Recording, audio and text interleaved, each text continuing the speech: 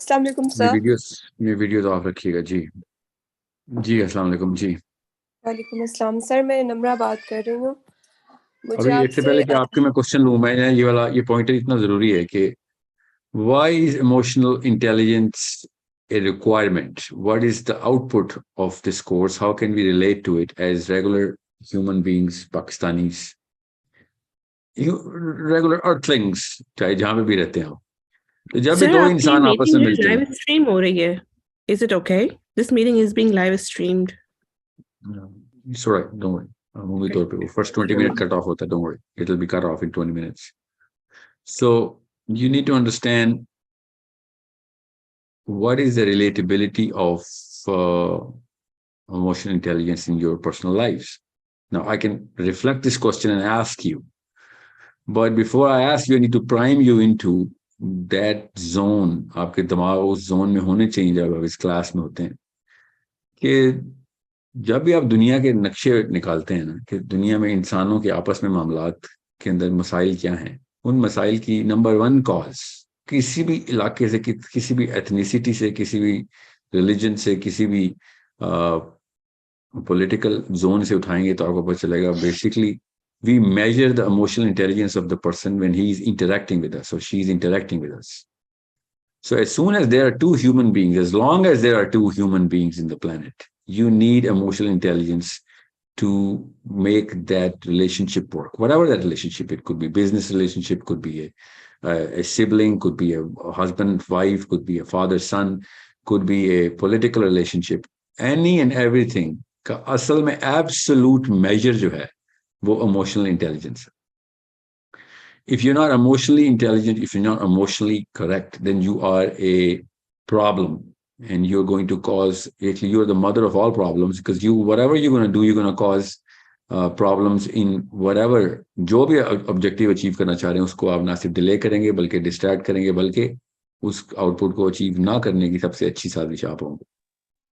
सो चाहे मियाँ बीवी का रिश्ता हो, हम चूंकि विजन ट्रेन नहीं है, हमारी कौम कभी भी विजन ट्रेन नहीं होती, रिश्ते हम बगैर विजन के करते हैं. हम सिर्फ और सिर्फ एक सस्टेनेबिलिटी की एक बड़ी ब्लरी सी पिक्चर हमारे जहन में होती है. जब हम लड़की के लिए लड़का देखते हैं, लड़के के लिए लड़की देखते हैं, तो हम कभी भी उस रिक्वायरमेंट, उस डिमांड की क्रिटिकलिटी को समझ नहीं सकते कि भाई एक दो बंदों को रिश्ते में डाल रहे हो. जब हम बिजनेस की रिलेशनशिप देखते हैं तो हमें बड़े अच्छे विजन क्लियर होते हैं, हमें टारगेट्स लॉक्ड होते हैं, साल के 5 साल की स्ट्रेटजी पता होती है. उस लिहाज से हम एम्प्लॉइज हायर करते हैं, पार्टनरशिप्स में जाते हैं, एफिनिटीज में जाते हैं, मगर हम पर्सनल रिलेशनशिप्स के अंदर ऐसे काम करते नहीं.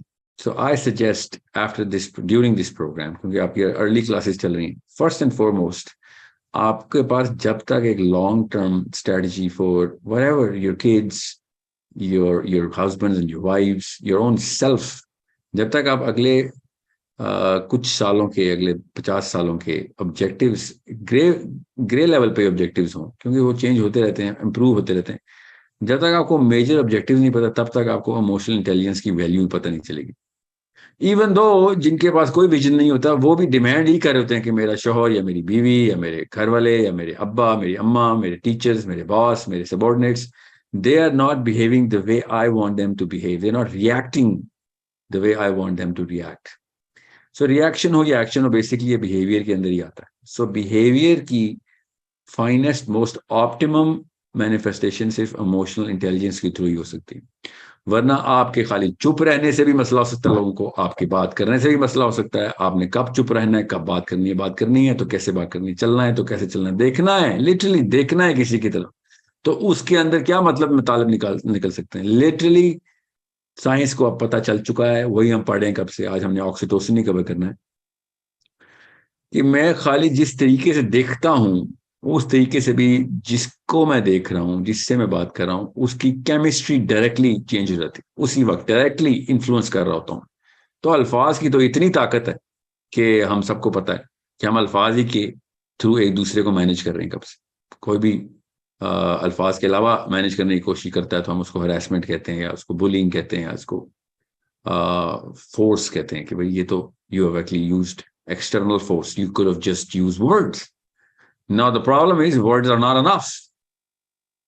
anywhere. A husband is talking to his wife, or she's talking to her husband, or child is talking to the mother, or anywhere. Specially जब आपका डोमेन बढ़ रहा होता है, रैयत बढ़ रही होती है, तो आप पॉलिटिकल लेवल के ऊपर इतने ज्यादा सेंसिटाइज कर दिए गए होते हैं कि आपके अल्फाज मेक और ब्रेक होते हैं. Nobody, human beings are not designed to take anything casually when they actually hear the words spoken by somebody. इसके लिए हमें कैजुअल कोई बात इनफॉर्मल करने के लिए भी इमोशनल इंटेलिजेंस की जरूरत होती है कि इस चीज को कोई कमिटमेंट में ना ले लेना. इस a part of my figure of speech. उसके लिए भी ये उसूल हैं, वो भी इमोशनल इंटेलिजेंस की किताब से निकलते हैं कि मैं कब फॉर्मल हूं, कब इनफॉर्मल हो रहा हूं, कब कैजुअल हो रहा हूं, कब ह्यूमरस हो रहा हूं. ह्यूमरस के अंदर भी मैं कितना सीरियस कंटेंट डिलीवर कर रहा हूं आपसे जो बात करता हूं, अपने बच्चों से, बड़ों से, कोई भी बंदा. So you need to understand there is no other subject that covers all of this in its entirety. और आप अपने तमाम मसाइल की लिस्ट निकाल लें जो इंसानों से आए, तो उन तमाम मसाइल के अंदर एक ही चीज कॉमन है कि वो इमोशनली इंटेलिजेंटली ट्रीट नहीं हुए मसाइल. ना वो कोई एक आदमी कई दफा जड़ होता है, कई दफा उस बंदे की जो सुनने वाले होते हैं उनमें से एक बंदा उस मसले की जड़ होता है, वो नहीं समझ सकता कि मैंने इस चीज का रिएक्शन कैसे देना है. So it's not about fairness. It's not about, well, it is about fairness, but it's not about the physics of it. It's about the chemistry of it. यहाँ तक हम सबको समझ आ चुकी हुई है कि असल में the chemistry between two human beings or one human being with multiple human beings, so from one to many to many, one to many, many to one, ये relationships के अंदर हम जो chemistry मैनेज कर रहे हैं एक दूसरे की, हर वक्त ही कर रहे हैं. हर इंसान चाह ये रहा है कि मैं जब भी कोई बात करूं तो वो उस लेवल पे सुनी और मान ली जाए या समझ आ जानी चाहिए जैसे कि मुझे समझ आई हुई, या फिर मुझे समझा दी जाए जैसे कि मैं समझना चाह रहा हूं. सो ये बेसिकली केमिस्ट्री की क्वेश्चन ही है जो इंसानों के बीच में चल रही है कब से, जो हज़रत आदम से लेके आज तक और चलती भी रहेगी. Human beings are liquid animals. जिस दिन हम ये समझ गए कि human beings are liquid animals, तब हमें एटलीस्ट मैनेज करने के लिए पैमाना मिल जाएगा और वो करीना भी सेट हो जाएगा. जब तक हम एक दूसरे को देखते वक्त पता तो चल जाता कि यार ये पानी तो नहीं है, ये तो जीता जागता सॉलिड इंसान है. तो हमें ये नहीं पता होता कि बेसिकली ये सॉलिड स्ट्रक्चर उसके उस लिक्विड स्ट्रक्चर को बिखरने से बचाने के लिए अल्लाह ने दिया हुआ है. असल में जितना भी मामला करना है हमने, वो सारा का सारा केमिकल रिएक्शन है. That's a liquid engineering that we have to do. That's why ये जो मैं आपके सामने स्क्रीन शेयर कर रहा हूं अभी, वो लिक्विड इंजीनियरिंग की, जब भी इमोशनल इंटेलिजेंस की मैं वर्कशॉप करता हूँ, उसमें मैं जब भी ऑक्सीटोसिन पे आता हूँ तो हम सबसे पहले लिक्विड इंजीनियरिंग शुरू कर देते हैं. I did not start your program with oxytocin, we started with serotonin. I changed और टोटली स्ट्रेटजी बदल चुका हूँ मैं. अब मैं सेरोटोनिन से स्टार्ट करता हूँ, बिकॉज एक बार हायरार्की ऑफ डोमिनेंस समझ आ गई आपको, तो उसके बाद आपको बाकी की सब चीजें समझ आ जाएंगी. आयरॉनिकली हायरार्की ऑफ डोमिनेंस जो है ना, वो उसी की डेफिनेशन चैलेंज करनी है हमने. सो जब भी आप में से कोई ये सवाल पूछे ना कि मैं इमोशनल इंटेलिजेंस क्यों सीखूं, तो आपको पता चल जाएगा कि उसने अभी तक उस कॉन्सेप्ट को समझा नहीं हुआ कि इंसानी मामला चल कैसे रहे. आप इंसानों के किसी भी मसले को उठा के आप मेजर कर सकते हैं इस प्रोग्राम के थ्रू. दुनिया में कोई भी इंसान किसी भी लेवल के ऊपर मसले में हो और वो इंसानों से मसला आया हुआ उसको, तो वो आपको पता चल जाएगा कि ये इमोशनल इंटेलिजेंस का फुकदान है या फिर मतलब फुकदान है, और उसको मेजर करके इंप्रूव कैसे करना है. सो कॉज अगर निकालनी है आपने, तो फिर वो आपको कॉज इसी सब्जेक्ट मैटर के अंदर ही से निकालनी पड़ेगी. So this is such a big part of our life. About 99.5% of all of our life matters are analyzed and should be analyzed and solved and should be solved through the realm, the category, the subject, the field of and the aspect of emotional intelligence. So बाकी के भी मसाइल हैं दुनिया में, मगर उनका impact इतना टेम्पररी है कि मैं आपको बता, उनकी कोई वक़्त नहीं बनती जब आप इस कैटेगरी से देखते हैं, इस लेंस से देखते हैं दुनिया को. So we are going to go through the content of थोड़ा सा टेक्निकल है आज session. Oxytocin is a little technical, मगर मेरी कोशिश होगी कि दो प्रोग्राम्स के अंदर ऑक्सीटोसिन हम समझ के ख़त्म कर लें, एटलीस्ट क्वेश्चन आंसर समेत। आज हम जो जो कंटेंट करने लगे हैं वो आपको स्क्रीन में नजर आ रही है? आपको मिस सर नहीं शो हो रही। नो सर, नहीं शो हो रही। अभी अभी अभी शो हो जाती है, फिक्र नहीं करें।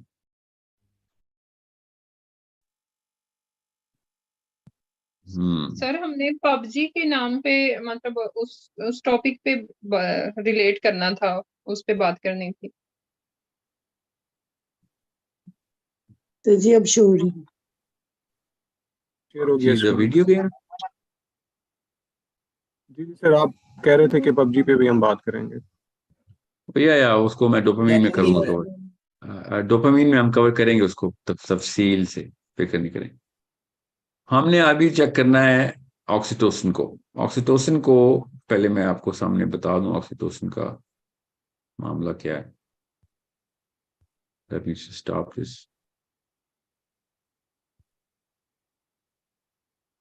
वहां तक क्वेश्चन पूछ लें आपका, सेरोटोनिन का जो क्वेश्चन था। अस्सलाम वालेकुम सर। सर हमारी और आपस में हुई थी एक मीटिंग, तो उसमें हमारी थोड़ी कंफ्यूजन क्रिएट हो रही थी कि सर ने बोला है कि जब मकसद हासिल हो जाता है तो बंदे का सेरोटोनिन बिल्कुल लो हो जाता है। तो उससे फिर एक सवाल भी हम लोगों के ज़हन में उठा था कि जैसे अशरा मुबशरा थे, सहाबा का मकसद ज़ाहिर सी बात है अल्लाह की खुशनुदी जन्नत हासिल करना था, तो जिनको बशारत मिल गई थी क्या उनका सेरोटोनिन लो हो गया था या क्या हुआ? फिर ये सवाल था। इशारत का कॉन्सेप्ट समझ लें आप कि अगर आपका मामला वही रहा जो अभी है तो इस ट्रैक के ऊपर आप सिराते मुस्तकीम पे हैं। ठीक है, ये है बिशारत का कॉन्सेप्ट। सो जब भी सहाबा को बिशारत मिली है वो ज्यादा कॉशियस हो गए हैं कि ये स्टेटस कहीं खो ना जाए। ओके, उमर खत्ताब को नबी इस्लाम ने खुद बता दिया था कि मैं तेरा महल देख के आया हूँ जन्नत में। और हज़रत उमर खत्ताब और हुज़ैफा बिन जमान से आखिरी दिन तक पूछते रहे, यार मेरा नाम नबी इस्लाम ने मुनाफिकों में तो नहीं दे दिया था, बता दे।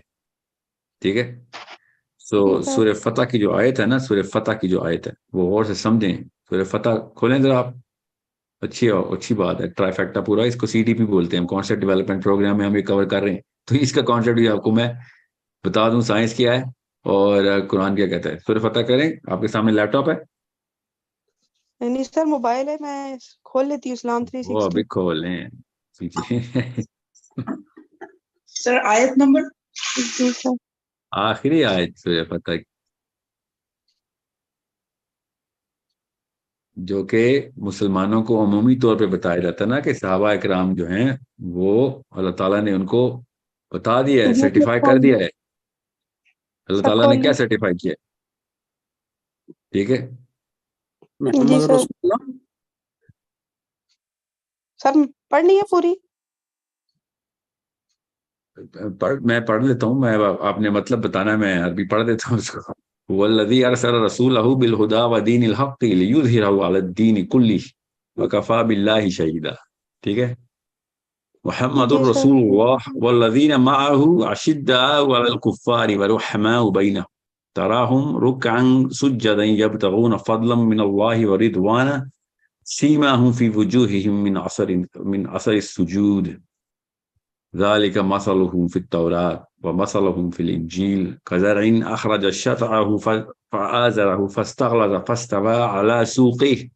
और से देखें अल्लाह ताला ये कह रहे हैं, युअजिबु ज़ुर्राअ लियग़ीज़ बिहिमुल कुफ़्फ़ार वअदल्लाहु लज़ीना आमनू। ये देखें, अब सर्टिफिकेट मिल रहा है आगे, व आमिलुस्सालिहाति मिनहुम मग़फ़िरतन व अजरन अज़ीमा। ठीक है, अब ये सर्टिफाई होने लगे। अब सेरोटोनिन का क्वेश्चन है, ये गौर से समझें आप। ठीक है, जी सर। क्या है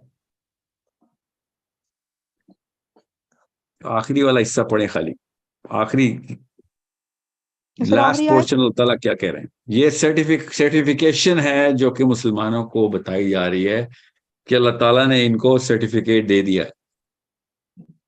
ठीक है, जी तो सर। असल में अल्लाह ताला ने क्या कहा है ये गौर से देखिए। अल्लाह ताला ने यहाँ पे कहा है कि Allah makes the believers a source of dismay for the disbelievers. ठीक है, वअदल्लाहुल्लज़ीना आमनू व अमिलुस्सालिहात, right? Yes, Yeah. To those, किनको? To those of them who believe and do good, ठीक है, and Allah has promised forgiveness, promised, Allah Taala ने वादा कर लिया है कि मैंने माफ कर दिया इनको, ठीक है। ये खास एक ग्रुप की बात हो रही है ना, मगर ये अरबी में क्या लिखा हुआ है, ये देखें अरबी में क्या अल्लाह ताला क्या कह रहे हैं कि इनमें से मिनहुम मगफिरतुन, ठीक है। जब अल्लाह ताला ये बात करते हैं ना तो साफ समझ आ जाती है क्लैरिटी के साथ कि अभी सर्टिफिकेट नहीं मिला, अभी इनमें से वो जो कि आमिलु सालिहात और आमनू की कंडीशन पूरी करके आखिरी सांस लेंगे, उस वक्त सिटिंग सर्टिफिकेट किसी को नहीं मिला हुआ, अभी सब जिंदा हैं। जी जी। समझे?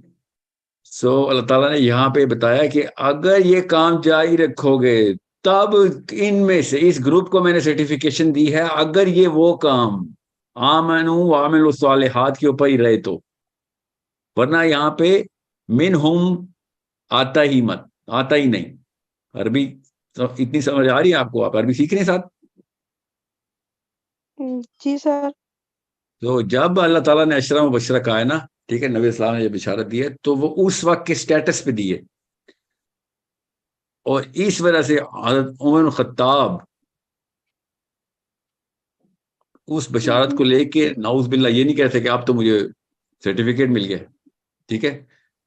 ये सिर्फ हजरत उस्मान गनी रदी अल्लाह अन्हु के बारे में ये हदीस हमारे पास आई है, उनके अलावा किसी के बारे में नहीं आई कि जब ग़ज़वे तबूक के ऊपर हजरत उस्मान गनी ने बार बार आके नबी इस्लाम को ना अपना कारवान, वहां पे जो काफिला आया हुआ था उनका तिजारत का, एक फिर दूसरा, यहाँ तक कि प्रॉफेट सल्लल्लाहु अलैहि वसल्लम को, क्योंकि उस वक्त फौज तैयार की जा रही थी, बहरहाल लंबी कहानी है, मैं किसी और दिन बताऊंगा।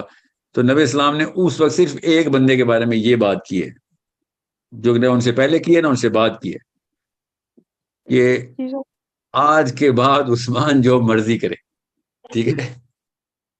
ये वाहिद एक इंसान है जिसके बारे में नबी इस्लाम ने ये कह दिया कि आज के बाद अब उस्मान जो मर्जी करे। वो अलग बात, हमें पता है उस्मान गनी ने क्या किया है, वो स्टेटस तो मेंटेन करना ना उन्होंने, अल्लाह ताला के नबी इस्लाम ने जिस बंदे को ऐसा स्टेटस देना है तो उसकी शान क्या शान होनी है ना, ठीक है। सो ये नहीं होता था कि ओ अब तो कहानी खत्म, मैं तो बिल्कुल हम top of the food chain, serotonin और ज्यादा कॉन्शियस और कॉशियस हो जाते हैं साबित, ठीक है। जी sir. So it's that sort of an issue that you better understand, ठीक है। सर जब यहाँ पे मकसद मिल जाता है मैं अच्छा चलें बोले सर, जब मकसद मिल जाता है तो फिर उसका सेरोटोनिन लो हो जाता है क्या? ये प्लीज थोड़ा सा बता दो। मकसद की पहचान से सेरोटोनिन लो कैसे क्यों होगा? वो ये कहना चाह रही है कि कुछ अगर members एक कह बंदे रहे ने थे। अल्फा अचीव कर लिया है तो अपने अल्फा तक वो पहुंच गया, जो उसने अपना अल्फा सेट किया था और उसने उसको अचीव कर लिया। मुसलमानों का अल्फा अल्लाह अज़्ज़ व जल्ल है, कैसे पहुंच गया? जिंदा है हम सर तो। हम वैसे जनरल पूछ रहे हैं, अगर एक बंदे का अल्फा चले, उसने 1 करोड़ रुपया कमाना है, उसने कमा लिया 1 करोड़ रुपया, तो उस टाइम पे उसके सेरोटोनिन क्या होगा? नहीं पैसों, अच्छा मैं आपका सवाल समझ गया हूँ, मगर पैसे ना डालें सवाल में, क्योंकि पैसों के मैं बारे में एग्जांपल दी और थी। सुने ना, एग्जाम्पल गलत, दुनिया सुन रही होती है ना, एग्जाम्पल गलत तो नहीं दे सकते, इसको उसे समझें। मैं आपका सवाल समझ गया हूँ ना, इसलिए तो कहा था। पैसों की केमिस्ट्री में समझा दूं, पैसे सेरोटोनिन ट्रिगर करते हैं, अप एंड डाउन साइकिल पैसों की सेरोटोनिन से आती है, दुनिया का इंतजाम है। अब आपको असल में सेरोटोनिन पता है, इसलिए मैं आपको बड़ी स्पीड में समझाऊंगा कि अल्लाह ताला ने chemistry of human beings, chemistry, serotonin की केमिस्ट्री बताई हुई है, पैसों से सेरोटोनिन केमिस्ट्री बताई हुई है कि सेरोटोनिन का ट्रिगर डोपामिन की क्वेश्चन, डोपामिन ट्रम्प करेगा सेरोटोनिन को जब पैसों की बारी आएगी। How do we know that? हमें क्योंकि ट्राइफेक्टा पता है इसका, हमें कॉन्सेप्ट अल्लाह ताला ने कुरान में बता दिया। और क्या क्या बताया अल्लाह ताला ने कुरान पाक में? पैसों की क्या आयतें हैं सोचे? المال والبنون زينة الحياة الدنيا और नबी और अल्लाह से ज्यादा महबूब ना होते हैं। या ठीक है, अब क्या है, ये ज्यादा महबूब ना हो जाएगा, क्या मतलब है? कि आप अपनी औलाद की मोहब्बत और माल की मोहब्बत में ज्यादा एक्सीड ना कर जाओ, नबी की मोहब्बत और अल्लाह ताला की मोहब्बत। या आप देख रहे हैं, अब अल्लाह ताला यहाँ पे सेरोटोनर्जिक रिएक्शन बता रहे हैं, क्योंकि यहाँ पे आप प्रायोरिटाइजेशन बता रहे हैं ना, प्रायोरिटाइजेशन। जब प्रायोरिटाइजेशन की बारी आएगी तो हायरार्की है ना, प्रायोरिटाइजेशन में किसी चीज के ऊपर नीचे होने को प्रायोरिटाइजेशन कहते हैं ना। जब ऊपर नीचे होने की बारी आई तो पता चल जाता है हायरार्की है, समझ रहे? जी आप अल्लाह ताला ने यहाँ पे आपको बता दिया कि किस चीज को ऊपर रखना है, अल्फा किस चीज को रखना है, और किस चीज को, स्टेटस को की बात हो रही है। सिर्फ माल से स्टेटस को आता ना कि मेरी पोजीशन ऊपर नीचे जाती है। यस जी जी साथ अल्लाह ताला ने सूरह हुमज़ा में कहा, साइकोलॉजी भी देखें इंसान की कैसे पता चल रही है कि यहसबु अन्ना मालहु अखलदा। यहसबु क्या होता है? यहसबु द साइकोलॉजी नहीं, लफ्ज ही साइकोलॉजी है। यहसबु होती साइकोलॉजी है, ठीक है, कि नफ्सियात ये है तेरी कि तू क्या करेगा, तेरी मेंटल डिस्पोजिशन है। यहसबु का मतलब ये है, ठीक है, तेरी मेंटल डिस्पोजिशन है कि अन्ना मालहु अखलदा, कि भैया ये तो हमेशा हमेशा के लिए रहेगी। I need this never to go down, समझ रहे? I need this to stay for ever, I need this to be everlasting. So नबी इस्लाम ने फिर इसको केमिस्ट्री के थ्रू हमें ये बताया कि और केमिस्ट्री के लफ्ज हैं, बाकायदा बताता हूँ, केमिस्ट्री के लफ्ज बोला है नबी इस्लाम ने कि इब्ने आदम को जब एक सोने का पहाड़ मिल जाता है ना, जब उसकी नीच में पहुंच रहा होता है और जब ऊपर चढ़ जाता है कि सारा का सब फतह कर लिए, तो क्या करता है वो? ये साइकोलॉजी देखें, नबी इस्लाम साइकोलॉजी बता रहे हैं लिटरली, मतलब कोई और सब्जेक्ट मैटर नहीं है, ये साइकोलॉजी का सब्जेक्ट मैटर है। कि जब उसको सोने का पहाड़ मिल जाता है कि ओके हम top of the food chain में अल्फा बन गया, तो वो क्या करता है? दूसरे की तलाश में उसके अंदर एकदम सर्च क्रिएट होती है, SURG सर्च, कि मैं दूसरा वाला पहाड़ चाहिए अब, दिस इज नॉट इनफ। समझ रहे? ये हमारी साइकोलॉजिकल डिस्पोजिशन है। इसलिए मैंने आपसे कहा था सेरोटोनिन को पैसे के साथ ऐसे मत करेंगे, मुझे करोड़ रुपया मिल गया तो सेरोटोनिन, नो, केमिस्ट्री हमें अल्लाह के नबी इस्लाम ने बताई है। और आगे क्या हुआ? आगे केमिस्ट्री बता रहे नबी इस्लाम कि जब उसको दूसरा सोने का पहाड़ मिलता है तो फिर वो तीसरे की तरफ चलता है। तो प्रोफेसर ने क्या कहा कि इसका पेट नहीं भरने वाला, ये इंसान पेट नहीं भरने वाला। एक साहबी ने अपने बच्चे का नाम हारिस रखा, हारिस, ठीक है, हिरस से हारिस। तो नबी इस्लाम ने कहा क्या सच्चा नाम है? हदीस बड़ी क्लियर है, क्या है सच्चा नाम? इंसान वाकई हारिस है, ठीक है। सो गौर से समझे, नबी इस्लाम ने क्या कहा? इसका पेट नहीं भरने वाला सिवाय इसके कि कब्र की मट्टी इसके पेट में चली जाए। ये हदीस कि इंसान का पेट कब्र की मिट्टी भरेगी, उसका मतलब समझे क्या? मट्टी खा के मैं पेट भर लूं? नो, इसका मतलब है कि जब वो इस मैट्रिक्स, दुनिया के इस प्लेनेट अर्थ की मैट्रिक्स में रहेगा ना, इस घन चक्कर, इस गुंजल में रहेगा, तो वो ये सुलझा के सेटिस्फाई नहीं हो सकता जब तक कोई डिमेंशन चेंज करके असली रियलिटी की तरफ नहीं जाता, जहां पे माल का कोई मामला ही नहीं है। तब उसका पेट भर जाएगा कि हाँ यहाँ पे तो मुझे डिमांड, मेरी केमिस्ट्री कोई और है, उस डिमेंशन में केमिस्ट्री कोई और है। और अगर कोई ये कोई बहस करे ना, कोई भी फ्राई साहब का स्टूडेंट, कि नहीं वो तो स्पिरिचुअल वर्ल्ड है, तो अल्लाह ताला ने सब खाने पीने की आयतें वहां पे बताई हुई कुरान पाक में। ये जो लोग क्रिश्चियनिटी से इन्फ्लुएंस होकर बता रहे ना कि जन्नत तो स्पिरिचुअल वर्ल्ड है, ये मुसलमानों ने खुद ही हूरें निकाल ली हैं और जन्नत में वो मजे पूरे करने की बातें कर। कुरान पाक की आयतें क्यों भूल जाते हैं जब खाने पीने की आयतें अल्लाह ताला बता रहे हैं? क्या रूहें खाना पीना करती हैं? और नबी इस्लाम की हदीस है जिसमें सब कब्रों से उठेंगे लेकिन बरहना उठेंगे। तो आयशा सिद्दीका रज़ियल्लाहु अन्हा ने पूछा, यार रसूलल्लाह, तो उसमें पर्दे का क्या इंतजाम होगा? नबी इस्लाम ने कहा किसी को किसी की फिक्र नहीं होगी, वो मैट्रिक्स किसी कोई और है। इस मैट्रिक्स में ये सारे उसूल है और रूल्स हैं और रेगुलेशन, बिकॉज यहाँ की केमिस्ट्री कुछ और है, वहां की केमिस्ट्री, बॉडी यही है, केमिस्ट्री कुछ और है। तो केमिस्ट्री की सारी कहानी।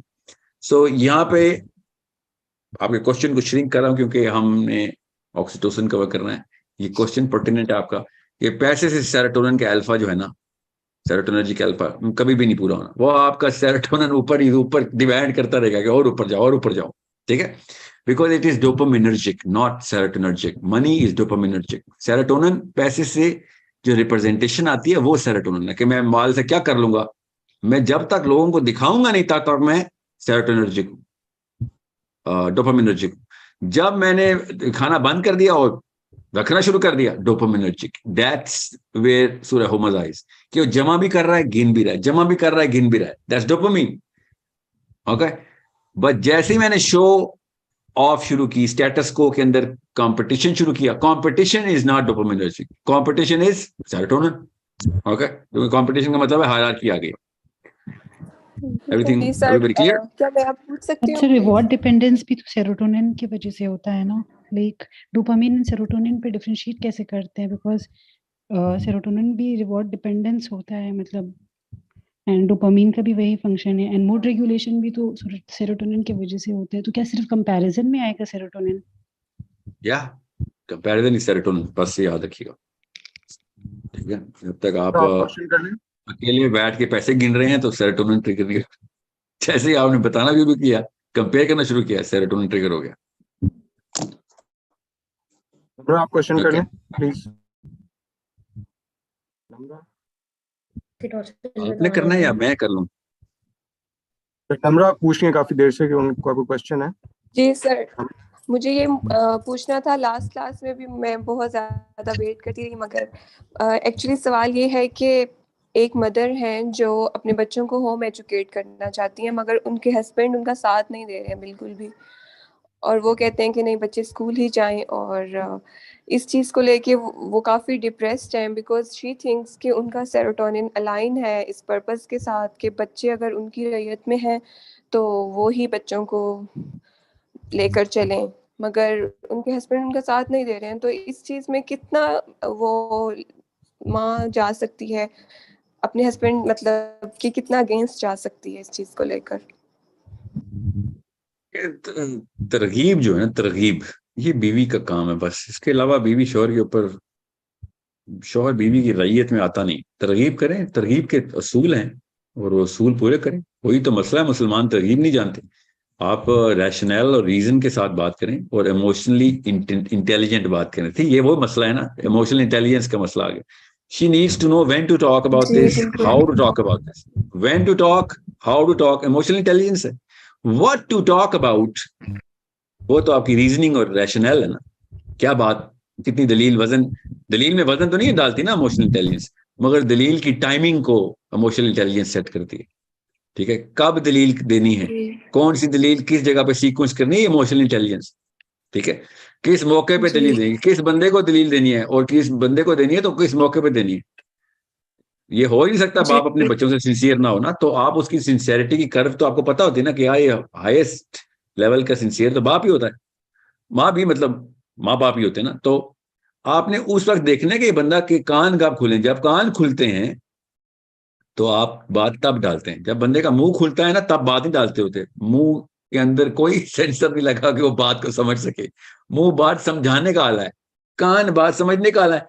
तो आप इंसानों के कान नहीं खोल रहे होते, मुंह खोल रहे होते हैं, रिएक्टिव होते हैं। जब आप रिएक्टिव होगा, that's the wrong time to talk about any logic और रैशनल, डजंट मैटर कितने लॉजिकल हैं आप, आपने टाइमिंग गलत रखी है। मैं एग्जांपल दे रहा हूं, मुझे नहीं पता इन खातून का केस क्या है, बट कान खोलने का तरीका भी इमोशनल इंटेलिजेंस। किसी के कान खुलवाने हैं तो इमोशनल इंटेलिजेंस, किसी का मुंह खुलवाना है तो फिक्र न करें, उसके लिए कोई तालीम की जरूरत नहीं है, कुछ भी बोल दे, रिएक्शन के तौर पे अगला बंदा भी जवाब देगा, ठीक है? सो किसी का मुंह बंद कराना हो और कान खुलवाने हो, ये दोनों अलग अलग लेवल्स हैं, दोनों के लिए इमोशनल इंटेलिजेंस की तलवार चाहिए होती है। ये इतनी जरूरी चीज है, ये है आउटपुट इमोशनल इंटेलिजेंस की। आप खुद सोच लें, कितने इंसान हैं जो चाहते हैं लोगों का मुंह खुलाओ? कोई भी नहीं। सारी दुनिया के इंसान क्या चाहते हैं? लोगों के कान खुले हों। कब? जब मैं कोई बात करूं। ये है इमोशनल इंटेलिजेंस की ताकत। सो बहुत जरूरी है कि आपकी बात में वजन हो, होमवर्क किया हो आपने, साइंस पता हो आपकी कि बच्चों को स्कूल में डाल के क्या नुकसान आते हैं। आयरॉनिकली मैंने अभी सेशन किया है, अभी I just had a session about why to take, how to look at the education system. So आपको रीजनिंग पता होनी चाहिए, साइंस पता होनी चाहिए, जो कि उस जबान में डिलीवर करनी आती हो कि जिस जबान में ऑडियंस ने सुनना है। अगर वो आपको जबान और ग्रामर नहीं आती तो ये इमोशनल इंटेलिजेंस का लफ्ज है, ग्रामर, उस तरीके से, उन फ्रेजेस में जो कि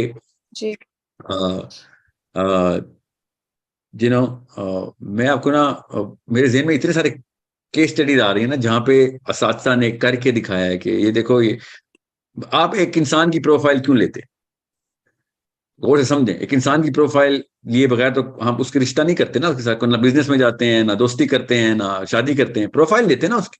वो प्रोफाइल लेने का असल में जो मकसद होना चाहिए था वो उसकी इमोशनल प्रोफाइल, उसकी इमोशनल मेकअप होना चाहिए था। हम क्या लेते हैं कि इसकी फाइनेंशियल प्रोफाइल क्या है, दैट्स इट। ये गुनाहगार हम खुद हैं, तो हमने हमारे रिश्ते कैसे निभा सकते हैं? सर आप एक बंदा मेरे तरकीब की तो कोई कमी है ही नहीं, आपने तो कोई कमी नहीं छोड़ी, आपकी वीडियोस भी हम उनको दिखा सकते हैं और ऐसे नहीं उनको होता है। गाइड कर मेरी सकते वीडियो दिखाने से तो रिएक्शन जरा मैं मेरी हो वीडियो जाएगा सर। दिखाएंगे तो मसले में आ जाएंगे। मैं बता रहा हूँ, मेरी वीडियोस दिखाने से पहले प्रेपरेशन किट जरूरी है। मेरी वीडियोस के रिएक्ट, मेरी बहुत हाई पोटेंसी ड्रग है, मैं बता दूं आपको। अब मैं आपको बिला मुबालगा बता रहा हूँ, my videos will create 2 types of people only. Okay, ये मैं जिस कबीले से ताल्लुक रखता हूँ ना, ये केमिस्ट्री के कबीले होते हैं ना, नबी इस्लाम की हदीस है कि जिस कबीले की उधर नहीं बनी उसकी इधर भी नहीं बनी, जिस कबीले की उधर बनती थी इधर भी बनेगी। ये हदीस बड़ी आलम अरवा की हदीस सुना रहा हूँ आपको। तो मेरे साथ ये शुरू से ही रहा है कि मेरे उस्ताद थे, वो मुझे फुरकान बोलते थे कि यार जब साहिल, जब तू बात करेगा ना तो 2 पार्टीज बन जाया करेंगी। you have this natural flow and tonality and the choice of sequence of words. You actually put a wedge between 2 people which is good and bad. ठीक है, बहरहाल वो तो मुझे आलिम नबी तालिब के बारे में ये बात कर रहे थे ना कि तेरे साथ भी यही वाकया होना है, ये तेरे ब्लड लाइन में, क्योंकि I have the same bloodline, I guess. He said, maybe it is in the bloodline कि तुझे बहुत चाहने वाले मिलेंगे और बहुत नफरत करने वाले मिलेंगे, तीसरा कोई नहीं मिलेगा तुझे। मैं said, yeah, okay, I get that. यही हो रहा है मेरे साथ शुरू से। मेरी तो उस्तानियां जो खवातीन जो नन्स थी ना, वो मेरे अहबाब, मेरे ग्रुप, मेरे क्लस्टर, मेरे कॉलीग्स, मेरे जानने वाले, मेरे रिश्तेदार, either they absolutely love me or they absolutely hate. So you need to see कि टाइम गलत कर दिया ना मेरी वीडियो को आपने, तो you will create a hater, because I am very aggressive in a lot of the choice of words is by design very aggressive. I'll tell you why I keep that aggressive. ये grammar होती है ना, aggressive एक grammar का major है कि मैं aggressive हूं या मैं passive हूं, या मैं mellow हूं या मैं assertive हूं। ये ग्रामर होती है। मैं जिस ऑडियंस के लिए कंटेंट डिजाइन करता हूं ना, वो ऑडियंस उस एग्रेशन पे ट्यून्ड इन है। वो 15 साल से 35 साल के बीच की जोन है जो यूट्यूब ट्रेंड है। दे आर फास्टर, क्योंकि वो डोपामिन के डायलेटेड बच्चे हैं और वो मिलेनियल्स, जेनजीज हैं, उनको पहले से वो स्पीड पता है। मेरी वीडियो आप 2 की स्पीड पे नहीं सुन सकते, और आम वीडियो बच्चा 2 की स्पीड से कम सुनता नहीं है। और समझें, ये टाइमिंग सेट की हुई है मैंने, 1.5 साल इसके ऊपर बाकायदा फ्रीक्वेंट मेहनत हुई है कि पहले चेक करो इसकी, मेरी जो स्विफ्ट फ्रेज है उसकी स्पीड क्या है। ये तो नहीं लग रही, this is a lot of testing that has been done. आप कभी भी नहीं देखेंगे साहिल नदीम की वीडियो 2 की स्पीड पे बच्चा सुन रहा होगा। ही विल बी लाइक, शुक्र है यार ये मेरी स्पीड पे बात करता है। अमूमी तौर पे जब भी कोई वीडियो प्रोफेसर की लगी हुई है, मौलवी की लगी, दोनों की, आजकल का 20-year-old 2 की स्पीड पे वो वीडियो चलाता है कि जल्दी जल्दी, क्योंकि तेरे पॉजेस बहुत बड़े हैं या फिर तू लंबे जुमले बोलता है। And now I do a lot of those things which those professors are doing, but I am managing the dopamine cycles really cautiously. और 10 या 15 साल बाद जो यूथ होना है, उसने मेरी वीडियो के साथ भी वही करना है जो इस वक्त प्रोफेसर की वीडियो के साथ हो रहा है। जिस लेवल पे डोपामिन के साइकिल्स ऊपर जा रहे हैं, ठीक है, वो भी मुझे भी 2 की स्पीड पे सुन रहा होगा, उसमें भी कहेगा साहिल नदीम भी बड़ा स्लो है। ओके, सो इसकी काफी सारी केस स्टडीज हैं जो कि आप बाकी की इंडस्ट्रीज में से आपको जब डोपामिन करेंगे मैं तब आपको बताऊं। सो जब माँ बाप को ये नहीं पता या बीवी को नहीं पता शोर के डायग्राम क्या है, उसे कहना प्रोफाइल लिए बगैर काम नहीं होगा। अब आप इमोशनल इंटेलिजेंस के प्रोफेशनल कोर्स में आपने प्रोफाइलिंग कैसे करनी है, आपसे बेहतर कोई नहीं प्रोफाइल कर सकेगा, because you going to do a relevant profile. Relevant to what? Your objective. In this case this woman is objective is के बच्चे स्कूल से निकाल लिए जाएं। अब ऑब्जेक्टिव क्लियर है, मगर बीच में कांटा आया है ना, वो मियां है उसका। जी। अब उस बंदे का प्रोफाइल क्या है, इमोशनल प्रोफाइल क्या है। So you need to know when to open the ears. अब why do you think 20-year-olds 20 to 30 के अंदर मेरा कंटेंट सुना जा रहा है? You think we don't know that? Of course we know that. Did we plan for it? Well, we plan a larger bigger target, ठीक है, ताकि मिस ना हो, but we had this anticipation. ये तो अल्लाह ही कराता है, but we had this anticipation के उस जोन में हिट करो जिन्होंने फ्यूचर की बागडोर संभालनी है। ऑब्जेक्टिव था ना हमारा कि भाई ये अगले सेनेटर्स हैं, अगले पॉलिटिशियंस हैं, अगले डिसीजन मेकर्स हैं, अगले स्टेट्समैन हैं, उन लोगों को, क्योंकि ये बाबे तो जो अभी हैं इनको तो कोई और मसाइल है ना, इनको लॉजिक का मसला थोड़ी है, इनको तो अना का मसला लगा हुआ है। और whatever their problem is, I can talk about this in detail some other time. So आपको मैं क्यों बता रहा हूं, क्योंकि ये रेलेवेंट सवाल है आपके सब्जेक्ट मैटर से। इमोशनल प्रोफाइल निकालनी जरूरी है जो केमिस्ट्री से निकलती। अगर आपको आपके शोर के डोपामीन सेंटर्स का ट्रिगर्स पता है तो फिक्र ही ना करें, काम हो जाएगा, क्योंकि ये फर्स्ट मेंटल रिस्पॉन्स होता है डोपामीन। सेल्फिश इंसान, हर इंसान सेल्फिश होता है ना, सबसे पहले मुझे क्या मिल रहा है। सेकेंडली, अगर आपको सेरोटोनर्जिक ट्रिगर पता है तो बच्चा बाप से ज्यादा कौन सिंसियर है बच्चों के लिए। सो बच्चों की जो लिफ्ट ऑफ है ना वो दिखानी जरूरी है, वो उसका सेरोटोनिन का ट्रिगर है। और फिर कोर्टिसोल का ट्रिगर, सबसे ज्यादा डर किसको लगता है, माँ बाप को लगता है कि बच्चों के साथ कुछ ऐसा वैसा ना हो जाए। So you need to know when to trigger which chemistry in the audience. In this case this mother's job is to make sure के शोर की कोर्टिसोल का ट्रिगर करना है, और फिर जब कोर्टिसोल ट्रिगर कर दिया तो साथ ही फिर डोपामिन ट्रिगर, वो हो ही नहीं सकता। You need to settle that chemistry first and then go with serotonin and then with dopamine. Okay, now मैं भी करता हूँ, लिटरली मेरा फॉर्मूला है ये। मैं जब मेरी विमेन ऑडियंस होती है तो यू माइट हैव नोटिस्ड कि मैं फियर डायग्राम प्लॉट कर होता हूँ by design, worst case scenarios plot करता हूँ मैं, ठीक है। I do that by design, that's a job. I mean there has to be a formula the way you going to address the group. इतना बड़ा ग्रुप हो, याद रखिएगा, एक बंदे से बात कर रहे हैं, उसूल है। पहले दिन की क्लास, मुझे पब्लिक स्पीकिंग की याद है टोरंटो की, पहले दिन की क्लास का पहला लेसन बता रहा हूँ।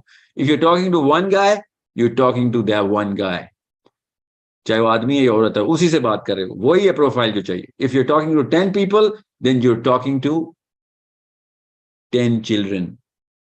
ओके, ये रूल है कि आप 10 साल के बच्चों से बात कर रहे हैं। ये केमिस्ट्री बता रहे हैं, केमिस्ट्री का लेक्चर दे रहा हूं आपको। और अगर आप लोगों 10 से ज्यादा का क्राउड है, 100 या 1000, then you are talking to sheep. आप फिर एक रेवर से बात कर रहे हैं, कोई कुछ भी, बस एक बिहेवियर आपने मॉड्यूलेट करना है, no IQ, no logic, no nothing. So उसके लिए क्या करना पड़ता है, इस पूरे के पूरे फिनोमेना को, ज़ाहिर है ऐसे तो काम नहीं होने वाला। सो आपको इसके साथ एक केमिस्ट्री की प्रोफाइल निकालनी पड़ती है। अब कितने बंदों की प्रोफाइल निकालेंगे आप, 100 बंदे बैठे हैं, हर टाइम होता है ना, डेटा आएगा। आपके केस में तो बहुत आसान सा काम है, एक मियाँ है आपका जिसको आप अजली तौर पर जानती हैं, बच्चे भी पैदा भी नहीं होते तब से जानती हैं आप, उसकी अम्मा को भी जानती हैं, उसके अब्बा को भी जानती हैं, उसके बचपन को भी जानती हैं, उसके बहन भाइयों को भी जानती हैं, हर एक चीज को जानती हैं, मगर उसकी इमोशनल प्रोफाइल को नहीं जानती। तो फिर गलती तो आपकी है।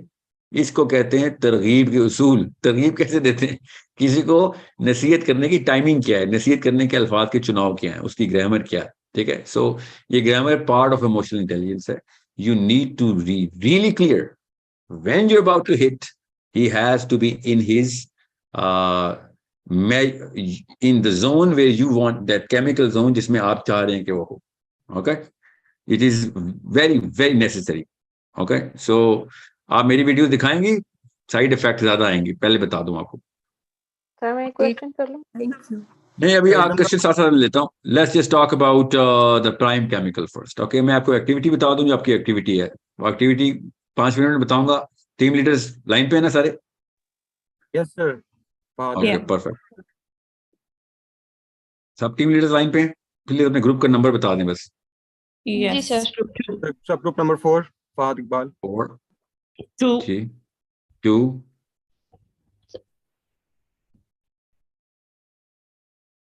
बाकी के टीम लीडर्स कहाँ हैं? सर सब ग्रुप 1 here। 1 ओके, 1 2 4 आगे आगे ओके। देयर। मिनाइल ग्रुप 3 आ गया। ओके, मेरे पास चैट में आ रहे हैं, ठीक है। Okay, so make sure you understand what is the activity. Activity बड़ी सिंपल है। आमना आपको होस्ट है मेरी? Yes sir. ओके, आपने ना पिछले बैच से ना मुझसे लेना या उनसे डायरेक्टली ले लें, उन्होंने भी पैडलेट के ऊपर ही बनाए हुए। आई थिंक फाइजा ने बनाए थे और आर्नो। ओके, आपने उसी फॉर्मेट को फॉलो करना है। आपने बेसिक सिनेरियोस प्लॉट करने हैं। टीम लीडर से बात कर रहा हूँ, अपने ग्रुप से सिनेरियोस लें कि लाइफ में ऐसा क्या मामला आपके साथ होता है कि आपकी अपनी इमोशनल इंटेलिजेंस ड्रॉप हो जाती है और आपके कोर्टिसोल ट्रिगर होते हैं और आप वो वाले काम या वो वाली बातें, वो वाले रिएक्शन या वो वाला बिहेवियर शो कर देते हैं। बेसिकली बिहेवियरल प्रोफाइल को को मेजर करना आपने, कि जिसमें आपको ये नहीं पता चलता कि what is the best possible most emotionally intelligent reaction to give. ठीक है, कोई भी वाक्य हो सकता है, somebody hears a bad news, somebody has a tough neighbor, कोई ऐसा वाक्य, किसी की सास बहू की लड़ाई, किसी के साथ बिजनेस पार्टनरशिप के दौरान ये वाक्य, आपने वो सिनेरियो प्लॉट करना है, सिंपल 4 लाइन सिनेरियो, कि ये वाक्य हुआ है और उसके दौरान मुझे नहीं पता कि इसका फाइनेस्ट इमोशनल इंटेलिजेंट रिएक्शन क्या है। ठीक है, you get that, everybody clear? Yes sir. Okay, so आप एक काम करें, आप तमाम टीम लीडर्स को पिछले ग्रुप के सिनेरियोस की ना कोई सी 1-2 स्नैपशॉट्स दे दें, उनको पता चल जाएगा फॉर्मेट कैसे फॉलो करना है। मुझे रिटन में चाहिए होंगी, आपने सब ग्रुप्स में डिस्कस करना है कि ये सिनेरियो है। Okay, once you lock in the scenario, उसके आगे एक कॉलम बनाना है आपने, क्या कि इस कॉलम के अंदर आपका प्रपोज रिएक्शन क्या था, मतलब जो आपने इस लोगों से डिस्कस करेंगे ना आप, तो फिर आपने देखना है कि इसकी कॉज क्या थी, इमोशनल इंटेलिजेंस की कॉज क्यों ड्रॉप हुई है मेरी emotional intelligence, what is the reason. अभी आप इतनी केमिस्ट्री पढ़ चुके हैं, क्योंकि आई थिंक 6ठी 7वीं क्लास है, या may be even more, I don't remember your batch class number, but उसमें आप लोग अपनी प्रोफाइल मैनेज कर रहे हैं। लास्ट टाइम आपने इमोशनल प्रोफाइल का फॉर्म पूरी तरीके से एक्सरे किया है। एक्चुअली मैंने आपकी वो वाली रिकॉर्डिंग बैच 1 को भी दी है कि आप देख लें आपके फॉर्म्स को आपने रीअसेस कैसे करना, जो आपकी एक्टिविटी नंबर 1 थी। Yes, everybody clear? सो आप इस एक्टिविटी को आपने ग्रुप के लेवल पे डिस्कशन में लाना है। मुझे ग्रुप से सिनेरियोज चाहिए होंगे, एटलीस्ट 10 सिनेरियोज अ वीक, क्योंकि ग्रुप बड़े हैं आपके, तो 10 सिनेरियोज अ वीक में हर बंदा सिनेरियो लेगा, कोई भी बंदा मिस नहीं करना आपने। Call everybody, gather up the list together, meeting मत बुलाइएगा लोगों को, सिनेरियो ले लीजिएगा बस। ठीक है, मीटिंग वंस अ वीक जरूर कीजिएगा, जो आता है अच्छी बात है, नहीं आता रिकॉर्डिंग भेज देना उनको। ठीक है, क्योंकि ज्यादातर लोग अमेरिका और ऑस्ट्रेलिया में स्प्लिट हो जाते हैं, तो ऐसा नहीं हो सकता कि एक ही मीटिंग में सारे आ रहे हैं। मगर जो सिनेरियो टॉप के 5 या 10 आपके लॉक हो जाएं, आपके साथ मेरी जब अगली क्लास होगी उसमें हम कोई से 2 सिनेरियोज ऑफिशियली डिस्कस करेंगे, फिर मैं आपको बताऊंगा कॉज सही निकाली है कि नहीं। ठीक है, और उसका सोल्यूशन क्या है वो आपने खाली छोड़ देना अभी। ठीक है, अगर आपने लिखना है तो जरूर लिखें, विल कैलिब्रेट दैट लेटर। मगर आपने नहीं भी लिखा तो कोई बात नहीं, एक्टिविटी पूरी हो गई, क्योंकि फिर मैं आपको उसमें सोल्यूशन बता दूंगा। किसी एक ग्रुप के साथ जब मैं सोल्यूशन करूंगा तो वो वाली रिकॉर्डिंग अपने सबके साथ शेयर करनी है कि कैसे सोल्यूशन निकालते। ठीक है, इमोशनल इंटेलिजेंस बढ़ाते कैसे। Everybody clear? Yes sir. ये एक्टिविटी आपने लास्ट क्लास में दी थी और हमने वो सिनेरियोस प्लॉट किए हैं। या कहानी खत्म, फिर तो चलते रहते हैं इसको। अब इस क्लास में तो आपका लाइफ स्टाइल है ये सिनेरियो प्लॉट करना। एक दफा आपको इस क्लास में सिनेरियो प्लॉट करने आ गए, आदत बन गई, उसके बाद अपनी असली जिंदगी में भी सिनेरियो ऐसे आपके सामने ऐसे एक्सरे डायग्राम आ रही हो करी। ओके सर, हमारे सब ग्रुप में तो नहीं किए डिस्कस सिनेरियोस, ये मेरे ख्याल से अभी करेंगे ना, मोमेंट अभी या इट्स ओके, अभी शुरू करेंगे। अब सब you are about 235 people in total, make sure you understand, nobody should be left behind. Okay sir, हमने भी नाउ सिनेरियोस डिस्कस किए थे, तो उसमें क्वेश्चन ये था कि क्या हमने सॉल्यूशंस की तरफ जाना है, यानी हमने ये सोचना है कि अभी कैसे आप इसको जा बेहतर रहे हो करें। तो आपने कैलिब्रेट कर लेने हैं सोल्यूशन मेरे से, क्योंकि अब आपने साइंटिफिक सोल्यूशन निकालने हैं। ठीक है, साइंस पता होनी चाहिए आपको। ठीक है, बस नहीं निकल रहे तो कोई बात नहीं, निकाल लेंगे, फिक्र ना करें। सर, एक और इशू है कि एक्टिविटी के, sorry rum, please continue. Sorry, issue ये कि अभी की हमारी मीटिंग्स में मैक्सिमम 20% लोग जो है पार्टिसिपेट कर रहे हैं, तो जब लोग ही नहीं आएंगे तो हम डिस्कशन कैसे करेंगे टॉपिक्स के ऊपर। तो जो बेशक 10 बंदे भी आ रहे हैं ना, तो आपकी डिस्कशन की रिकॉर्डिंग आप बाकियों को भेज दीजिएगा बस। ओके ठीक है, ओके। सर इस सर, अगर शीट में किसी का कोई आपने 2 कॉलम्स करवाए थे। पर्सनल सिनेरियो है तो वो उसको नहीं, आप वो वाला डेटा अगर आपने ग्रुप में नहीं शेयर करना है जो पर्सनल है, तो आप वो सिनेरियो प्लॉटिंग ना करें, हाइपोथेटिकल ले लेना। किसी को क्या पता असली वाकया है, या आप बेशक फिक्टिशियस किस्म के वाकयात भी डाल दें इसमें, डजंट मैटर, असली में ही वाकया हुआ आपके साथ। ठीक है, हमें तो सिनेरियोस डालने हैं कि इस केस पे हाइपोथेटिकली ऐसा हो तो फिर फिर मेरा इमोशनल प्रोफाइल डैमेज हो जाता है, my emotions don't remain intact, मैं बैलेंस खो देता हूँ या खो देती हूँ अपने इमोशंस का। यस, समझ गए? सर ऐसे भी रख सकते हैं। 2 कॉलम्स थे, कॉज का और सिम्टम्स का। कॉज का आपने बता दिया कि व्हाई माय ईआई ड्रॉप्स, वो कॉज है। सिम्टम्स का एक बार क्लैरिफाई में कर आप अपनी वो हालत बताएंगे। बहुत ही अच्छा सवाल है कि मैं उस what were you going through. Scenario तो हुआ ना, ये वाकया हुआ, तो फिर मेरे ऊपर क्या, मेरे हवास कैसे खता हो गए, आसान कैसे खता हो गए, समझ रहे? I need to know what is the conscious. आपको जब पहली एक्टिविटी में फॉर्म दिया था मैंने, याद है वो फॉर्म? याद है ना सबको, जो पिछली क्लास में हमने किया है? उसमें आपके 3-4 सवाल हैं जो कि एक ही सिनेरियो को प्लॉट करते हैं कि क्या मैं अपने इमोशंस को एनालाइज कर सकता हूं बाहर से कि मेरे अंदर क्या गुजर रहा है, या मैं किस गुस्से की कैफियत में हूं, या ओवरली जॉयड हूं, या ओवरली डिप्रेस्ड हूं, या ओवरली एंशियस हूं। क्वेश्चन याद है ना आपको? जी। या वो सिम्टम है आपका, आपने वो यहाँ पे डिस्क्राइब करना है कि can you assess what am I going through. अगर तो इंसान इस लेवल पे पहुंच जाए ना कि गुस्से में लोगों को ये बताना शुरू कर दे, इसकी प्रैक्टिस होती है, मैं बता रहा हूँ आपको, ये बहुत आसानी से आ जाता है, ये फर्स्ट लेवल होता है कि आप, मैं जब गुस्से में होता हूँ ना तो मैं अपने कॉलीग्स को या अपने रिश्तेदारों को बता देता हूँ कि इस वक्त I am the wrong person to take advice from, you need to understand that. मेरे सुबह के कोर्टिसोल हाई होते हैं, हर एक के होते हैं ना, मेरे एक्स्ट्रा हाई होते हैं बाय बर्थ कोर्टिसोल मेरे 3-4 points high on the index हैं। तो मैं सुबह इस लेवल पे हाई कोर्टिसोल में होते लगा रहा हूँ कि मैं आपको बता नहीं सकता हूँ। So what I did was I stopped sleeping in the night, I sleep after फजर, कि मैं अपनी उस मेलाटोनिन की साइकिल से लॉक कर सकूं, वरना मैं काम ही नहीं कर सकता। मेरा 2-2.5-3 घंटे का हाई कोर्टिसोल फ्लक्स मेंटेन रहता है। तो मैं क्या करता हूँ उस वक्त, मैं लिटरली कोई डिसीजन नहीं लेता, और अगर कोई डिसीजन आ रहा है, सोच तो इंसान को आएगी ना फिर, तो मुझे सिर्फ और सिर्फ नेगेटिव वर्ड्स के सिनेरियोज मेरे ज़हन में आ रहे होते हैं, हर चीज के, करियर के, पर्पस के, लोगों के, हर एक, क्योंकि कोर्टिसोल इस वक्त फुल हाई है। मैं इस वक्त सिर्फ सिंपैथेटिक नर्वस सिस्टम के ताबे हूं, मैं सोचता ही नेगेटिव। हर बंदा कोर्टिसोल के इन्फ्लुएंस में नेगेटिव सोचता है। तो मैंने क्या तरकीब निकाली हुई है, I have a go to statement, even if a child comes to me and says what is this, what's going on, कोई क्वेश्चन इसका आंसर देना है, मैंने कोई मामला इसका मशवरा देना है, so I tell them I am the wrong person to take advice from at this point. It takes a few hours before the whole withdrawal comes in, and then I go positive. Okay? Positive का मतलब है normal, क्योंकि cortisol के withdrawal में इंतहाई positive feeling आती है, याद रखिएगा। उसको खुमार बोलते हैं, कोर्टिसोल का एक खास खुमार होता है, उसके विड्रॉल को खुमार बोलते हैं। आपको कभी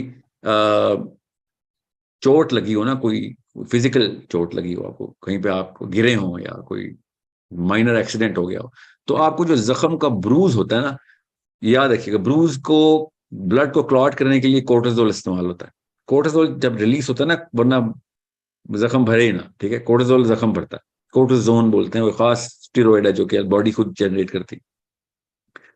तो वो आपने फील किया होगा कि जैसे ही आपको कोई ब्रूज लगता है तो उस दर्द के कुछ देर के बाद आपको एक खास स्वीट सी फीलिंग आती है, बॉडी खुद जनरेट करती है, वो कोर्टिसोल का विड्रॉल हो रहा होता है, उसको खुमार बोलते हैं literally. So this is the time when there is a false confidence that human beings get. Human beings think के क्योंकि वो उस हाई किक के अंदर होते हैं कोर्टिसोल के विड्रॉल की, तो वो they think that everything is hunky dory and positive, हालांकि वो डाउनवर्ड फ्लक्स होता है कोर्टिसोल का। ओके, ये भी आपने विड्रॉ करना होता है, तब कहीं जाके आप नॉर्मल होते हैं। उस वक्त आप फिर पैरासिम्पैथेटिक एक्टिविटी में आते हैं, यहाँ बताओ क्या सवाल है, सॉल्व करके बताता हूँ। या मैथ्स तो मैं फिर भी सॉल्व कर लूंगा जब मैं नेगेटिव ब्रेन में था। मैं इमोशनली किसी भी मामले को, किसी भी डिसीजन को मैं सिर्फ वर्ड्स के सिनेरियो पे डील करता हूँ। यहाँ तक कि मैं लोगों के बारे में भी नेगेटिव हूँ, हर इंसान, मैं अपने रिश्तेदारों के बारे में नेगेटिव हूँ, मैं सिर्फ फ्लॉज देखूंगा लोगों की। एमिगडाला फुल इस वक्त हाई टेम्परेचर के ऊपर, एमिगडाला हाई हो रहे थे ना, कोर्टिसोल ट्रिगर हुआ हुआ है, तो जब हाई टेम्परेचर एमिगडाला होंगे तो मैं हर बंदे के बारे में नेगेटिव, हर चीज के बारे में नेगेटिव पॉइंट ऑफ व्यू रखूंगा। That's what cortisol does. इसलिए मैं आपको बता रहा हूं, जब किसी को जान के फियर देना हो तो फिर तो कोर्टिसोल ठीक है, मगर फियर निकालना हो तो उसका बटन अल्लाह ने बताया हुआ है। कोर्टिसोल का ऑफ स्विच है हमारी बॉडी में। कोर्टिसोल को किसी बंदे को नेगेटिव से पॉजिटिव करने का बटन है, और ये साइंस ने डिस्कवर किया हुआ है, हमें अल्लाह के नबी अलैहिस्सलाम ने बताया हुआ है, हमें सब कुछ क्लियर है, पर हम बस उस एंगल से देख नहीं रहे। ठीक है, कोर्टिसोल हाईएस्ट कब होता है? कोई भी वाकया ना हो रहा हो, नॉर्मल किसी ने, हाईएस्ट कोर्टिसोल कब होता है किसी का? जब सुबह सो के वो उठता है। ठीक है, मैं कौन सा बटन आज है वो? बताता हूँ, वही आज का टॉपिक ही वो है ना, बताता हूँ। सो जब आप हाईएस्ट कोर्टिसोल को भी ऑफ कर सकते हैं तो लोएस्ट कोर्टिसोल को तो आराम से ऑफ कर सकते हैं। तो हाईएस्ट कोर्टिसोल, क्यों, याद रखिएगा, this is a liquid mechanism going on. ऐसी थोड़ी है फिजिक्स होती तो फिर तो कोई उंगली दबा देते या कान खींचते या कहीं टैप करते तो ठीक हो जाता। दिमाग के अंदर हो ना सारा ट्रिगर तो पिट्यूटरी ग्लैंड से होता है। अब चूंकि लिक्विड मैकेनिज्म है तो कोर्टिसोल का विड्रॉल एक खास अमाउंट ऑफ मिनट्स पर नैनोलीटर पर मिलीग्राम डिवाइड बाय मिनट्स होता है विड्रॉल, इतने मिनट लगेंगे लगेंगे, ठीक है। इसको about 30 minutes plus give and take 5 cortisol का विड्रॉल है एक, ठीक है, नैनोलीटर का। सो इतना हाई कोर्टिसोल हो कि 3 points in the index normal human being का सुबह के वक्त होता है। तो और समझ लें वो क्यों होता है, ठीक है। पॉइंट कोर्टिसोल नहीं है, पॉइंट कोर्टिसोल का ऑफ स्विच है, जो आज का टॉपिक है। कोर्टिसोल करता क्या आप सबको पता है, कोर्टिसोल नेगेटिव करता है आपको इमरजेंसी नाफिज करता है आपके ऊपर, एंजाइटी की फीलिंग आती को, जब भी एंजाइटी का अटैक होगा कोर्टिसोल हाई हुआ, ठीक है। एड्रेनलिन साथ होगा, कहते हैं लोग एपिनेफ्रिन टेस्टिंग हो तो बेसिकली एपिनेफ्रिन है, मगर एपिनेफ्रिन नहीं, कोर्टिसोल है। कोर्टिसोल जब भी ट्रिगर होगा एपिनेफ्रिन साथ ट्रिगर होगा ही होगा, रूल। मगर एपिनेफ्रिन सोलो ट्रैक भी रखता है, इसलिए एपिनेफ्रिन एड्रेनलिन, क्योंकि वो एक ही ग्लैंड है, दोनों ऊपर नीचे सैंडविच हुए हैं ग्लैंड, तो एक ट्रिगर होता है तो साथ नीचे वाला ग्लैंड ट्रिगर होगा तो ऊपर वाला सेंसिटाइज हो जाता है, तो वो भी अपने हार्मोन्स रिलीज करता है। किडनी के बिल्कुल ऊपर चिपके हुए, गुर्दों के ऊपर लगा हुआ है ग्लैंड, ठीक है। मैं कोर्टिसोल में जाएंगे तो तफसील से कवर करेंगे। मैं आपको खाली ये बता रहा हूं, जब कोर्टिसोल हाई होता है ना तो आप सिर्फ नेगेटिव होते हैं, आप अपनी सोचते हैं, अपनी जान बचाने का सोचते हैं, हर बंदे से खतरा महसूस करते हैं। That's what design of the cortisol is, ठीक है। कारी ऑर्गन रहे होते हैं मगर वो ऑर्गन सेंसिटाइज कोर्टिसोल से होते हैं। अमिगडाला है ना, 2 अमिगडाला पढ़े थे ना हमने? जी सर। या अमिगडाला क्या करता है जरा मुझे बताएं। इमरजेंसी नाफिज करता है सर, वो क्या सेंस करता है। हमारे टेंटिकल्स हैं, टेम्परेचर सेंस हमारे सेंसर है। अब वो हमारे सेंसर क्यों, वो इमरजेंसी और खतरे के सेंसर हैं, और कुछ सेंस नहीं करते वो, ठीक है। वो खतरा सेंस करते हैं, उनका काम ही है। अगर वो टेम्परेचर बढ़ा दें तो खतरा है, टेम्परेचर कम कर दें तो बिल्कुल आप रिलैक्स। ओके, नाउ जब इंसान सोता है ना तो हमारी जो पिट्यूटरी ग्लैंड है ना, जब मेलेटोनिन अपनी पीक पे आता है तो इंसान अपनी सबसे गहरी नींद में होता है। सो जब इंसान सो जाता है ना पूरी तरीके से, जब वो पूरे डीप स्लीप में एंटर हो जाता है तो बॉडी को पता चल जाता है कि मेलेटोनिन के ग्राफ्स बढ़ गए हैं। मेलेटोनिन जैसे ही मेलेटोनिन का ग्राफ बढ़ता है, आप छोड़ दें मेलेटोनिन क्या है, सोने का केमिकल, बस नींद का। जैसे ही वो पीक पे जाता है तो पिट्यूटरी ग्लैंड सेंस कर लेता है कि अब this body is fully ready for the most important process. वो क्या प्रोसेस ट्रिगर करता है? पिट्यूटरी ग्लैंड जितना भी जिस्म में कोर्टिसोल होता है ना, उसको किडनीज के ऊपर जो ग्लैंड है, ठीक है, उसमें से पूरा का पूरा स्पंज की तरह स्क्वीज करवा देता है उसको, सारा कोर्टिसोल बॉडी में रिलीज कर दो। क्योंकि अगर ये जागते हुए होगा तो ये अपने आप को खतरे में डाल लेगा, अपने आप को इमरजेंसी नाफिज करेगा, नर्वस ब्रेकडाउन हो जाएगा, हेमरेज हो जाएगी। इसको सो गया, अब इसको किसी भी लेवल का कोई डैमेज नहीं होगा। आप कोर्टिसोल निकालो सारा जिस्म से, we need fresh cortisol every day. So what happens to that cortisol? There is a reason, there is a purpose for this. Pituitary gland kidneys को ऑर्डर करता है, सारा कोर्टिसोल जिस्म के नसों में आ जाता है और नसों से खून में एंटर होता है, और खून में एंटर होता है, और खून कहां से गुजरता है? खून दिल से गुजरता है। सो कोर्टिसोल पूरा का पूरा दिल के अंदर आके भर जाता है और दिल की एक एक शरियान को, एक एक हिस्से को सर्विस करता है। Literally it's cleaning up everything. दिल पूरा का पूरा कोर्टिसोल से भरा होता है रात के वक्त जब सो रहे होते हैं आप। ओके, अब चूंकि कोर्टिसोल रात को भरा होता है तो क्या होता है आपके साथ? सोचें, रात के वक्त कोई भी वाकया हो आपको 10 मिलियन टाइम्स ज्यादा डराता है वो, ठीक है। दिन को वही वाले वाकयात होते हैं, हमें फिक्र ही नहीं होती। रात को हल्का सा भी वो वाकया हो जाए, हल्का सा कोई आवाज आ रही है तो कोई जिन भूत लगता है आपको। यस सर, यानी इसका ताल्लुक अंधेरे से है। अरे आता हूं, अंधेरे से ही है, मगर अंधेरा इसका ट्रिगर है, कॉज नहीं है, याद रखिएगा। अंधेरा इसका ट्रिगर है, कॉज नहीं। कॉज आपको बता रहा हूं, साइंस बता रहा हूं आपको। सो जैसे ही आपका दिल पूरी तरह भर जाता है कोर्टिसोल से, तो जिस्म में तो कोर्टिसोल पूरी तरीके से फ्लो कर रहा है, ठीक है।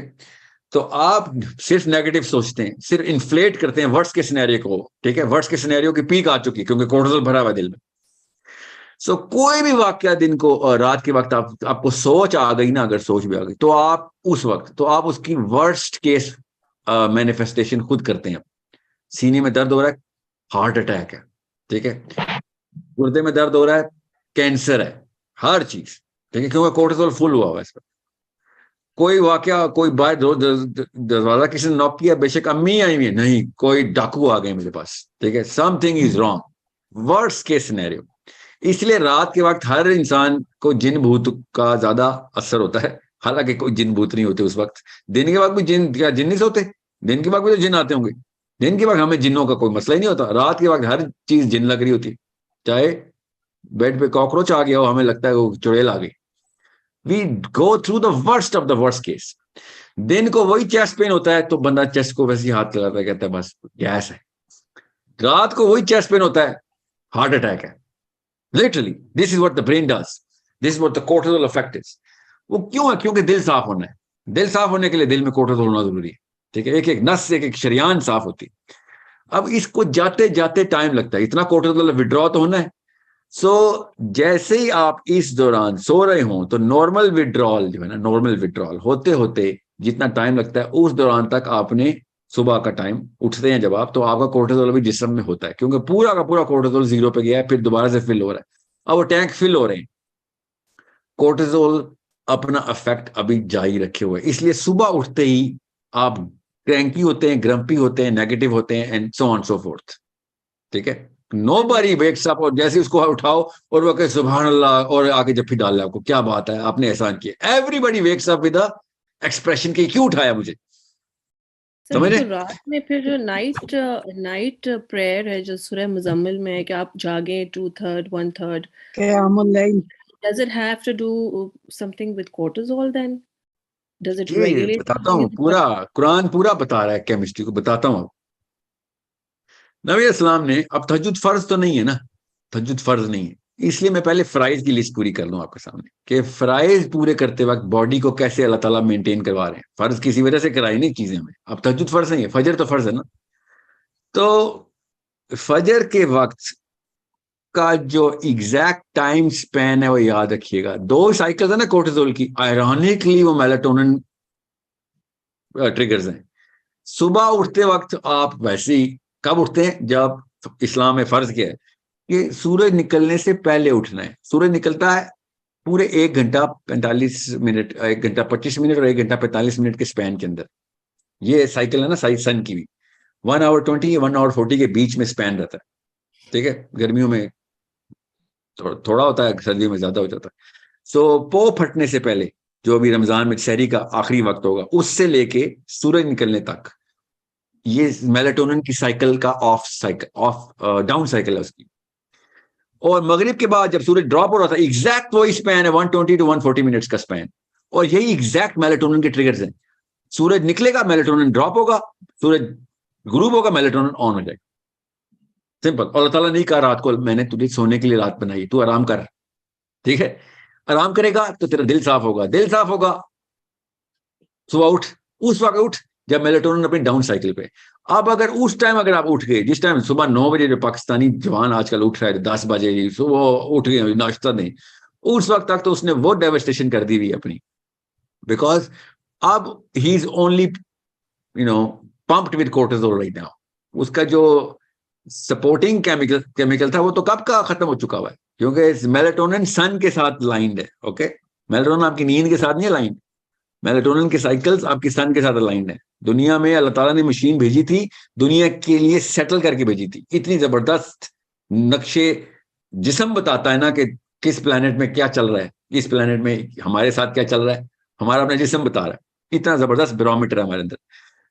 आप गौर से सुने इस बात को, जैसे ही आप सुबह उठते हैं तो आपका कोर्टिसोल हाईएस्ट पीक पे होता है। नबी अस्सलाम फजर की नमाज के वक्त